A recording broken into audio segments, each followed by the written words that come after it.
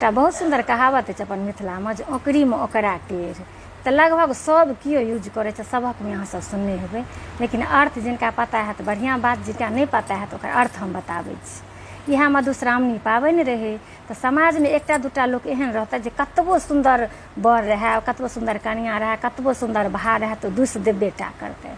एना मधुश्रावणी पाबनि रहे तो पाबनि तो लगभग सबटा सासुरे से आबै छै, वएह पहिर ओढ़ि खा पी कऽ कनिया पाबनि पूजै छथि। तो सबकिछु पंचमियोमे आयल रहे, एना मधुश्रावणीमे सबकिछु अहाँके कनिया लए कपड़ा लत्ता गहना गुड़िया, हुनका माँ बाप लए, भाय बहिन लए, चाचा चाची लए, मौसी मौसा नाना नानी लए, सब लेल कपड़ा लत्ता गहना गुड़िया डाली पनपथिया मधुर मिठाई गौरी नवेद बिषहारा एहि बात एते तक दूधके दाम सहित अबै छै।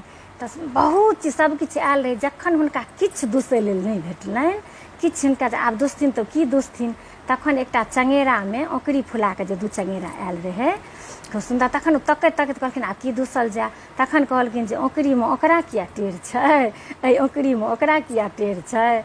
तो तहिना अपना सब कखनो काल कतबो नीकसँ कोनो काज कऽ आयब, जिनका दुसैके रहतनि दुस दैते छथिन। तऽ हमरा लागल ई बात अहाँ सबके बतेबाक चाही। अखन पाबनि सेहो चलि रहल छै मधुश्रावणीके, तो सब गोटाके बहुत बहुत शुभकामना।